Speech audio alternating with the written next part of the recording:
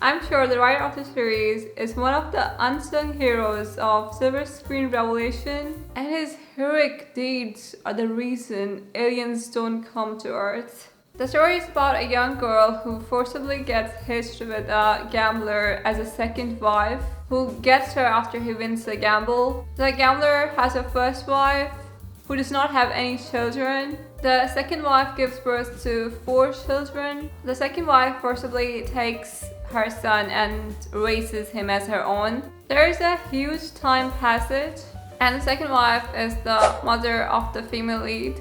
She wants to live vicariously to her children. She wants them to achieve their dreams. Her daughter, the female lead, is very ambitious. She wants to become a lawyer. Her father wants her to get hitched with the landowner as a second wife to pay off the debts. She says to her father she would rather go to the grave than be a bride, and that she wants to be a lawyer. After the 2 episodes, the writer is like, to hell with the lawyer thing, she has to end up marrying the rich male lead. Then there are male lead's parents. The male lead's mother kills herself after every 5 seconds and she does not die. Like, you watch the last episode and you're like, she's still dying. She has still not finished dying like it's the last episode. She needs to have Xanax duct taped to her head. Like, that's her whole personality. She's like Hulk with more blood pressure. And there is Maylee's father. The Maylee said to his father, "I will never want to become like you." And his father responded, "Bravo." That's the only father I ever saw responding bravo to that. Like, I don't want to become a bumbling fool like you, Dad.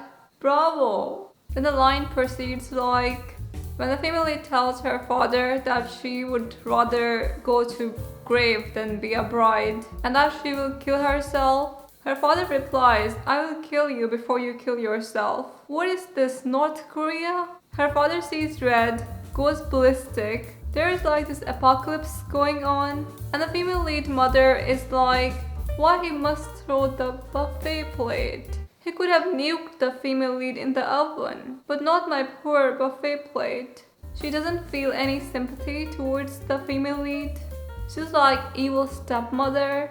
The female lead's mother takes to her heels, runs away with the female lead and 2 other daughters. The landowner with whom the female lead's father wanted her to get hitched with mortifies female lead's father and her stepbrother and gets them beaten up. Her stepbrother is not her stepbrother.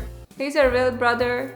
Another brother wants to kill her stepmother for running away with her daughters, and that stepmother is not actually his stepmother. She's his real mother. And his real mother is his stepmother. These plot twists are like very cranky. Have you ever run across the street, horrified, gobsmacked? So you are not my father?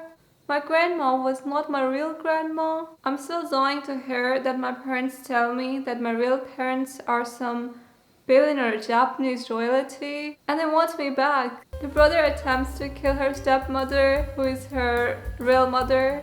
And the mother, the whole show, is like, my son can't hurt a fly. And her son's whole life purpose is to kill her with like anything. With like knife, gun, cops. Even throwing cops at her in a hope she dies. Meanwhile, his mother is like, I will just give my son Yo-Yo and Teddy Bear and he will calm down.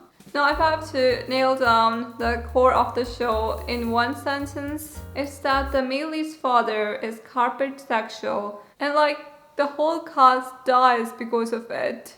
The male lead's father, whose name is Yilmaz, gives more attention to carpets than his wife. His wife like gets the whole cast and herself killed in jealousy. She thinks he's having an affair with another woman, but she does not know it's the carpet. Personally, I don't like that carpet. It's like dull orange or dull red. It appears super bland to me. I like super high-key, over-the-top, gaudy stuff that yell about their existence. I would like a more sparkly carpet. The whole show his wife is shouting, Yilmaz, Yilmaz. At this point I can hear her shouting, Yilmaz, Yilmaz as a therapy. I got a huge crush on male lead. But I don't remember his name. All I know is Yilmaz, Yilmaz. The last scene, the climax, is when she's driving a car and her lover is sitting shotgun. It appears that she has finally moved on from Yilmaz, but the poor fellow does not know he's gonna get martyred for the sake of Yilmaz. She said to her lover that she wants Yilmaz to suffer in pain. She said to her lover, a lover who loves her but she does not love him back. Her whole life surrounds around Yilmaz, Yilmaz. She does not give an F about her son, the male lead. She thinks that Yilmaz has cheated on her with another woman. She doesn't know it's the carpet. Her lover sends someone to destroy Yilmaz, but that someone shoots the whole cast. He was like an assassin who took their duties too seriously. She tells her lover that she will definitely have a life without Yilmaz. For her, Yilmaz is over, and they can be happily ever after. The assassin calls and tells the lover how seriously he took his duties and that he has killed the whole cast. Even the trees, sparrows. She hears that Yilmaz is dead, and the moving on flies off the window right above the spaceships.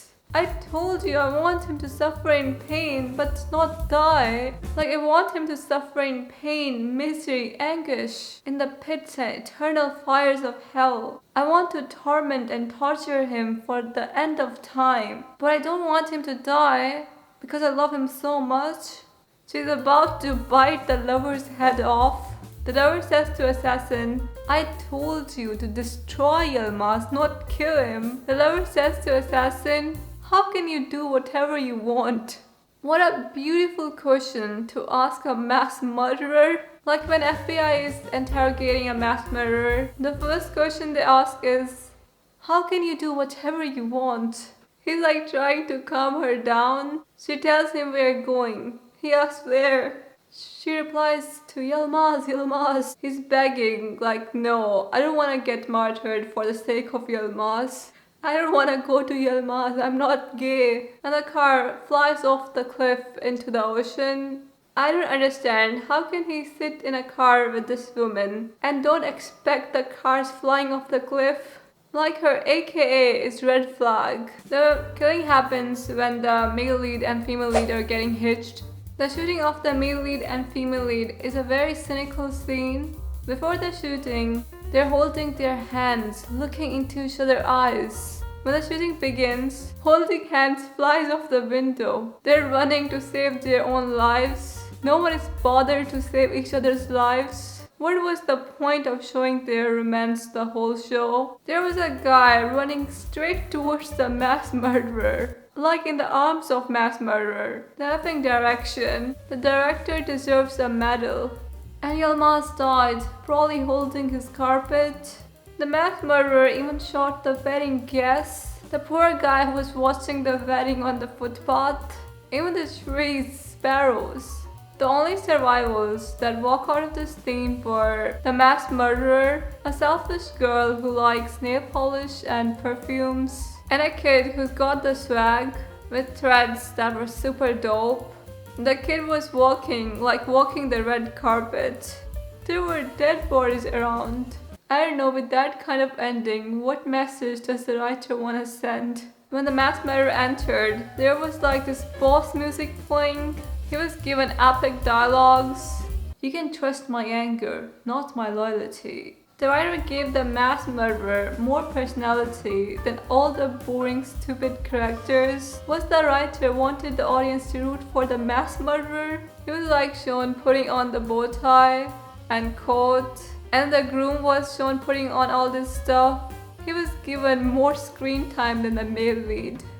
The show begins with the male lead's mother throwing herself out of the building for the carpet. The show ends with her flying her car off the cliff into the ocean for the carpet. For a carpet that was not even sparkly. I think Yilmaz would have told her it's not the other woman, it's the carpet. It may have calmed her down, or it may have ticked her off that it's not some femme fatale, but she has lost her man to the carpet. No offense to carpet. I don't know why I could not guess from the show title, Time of Departure, that the whole cast will die.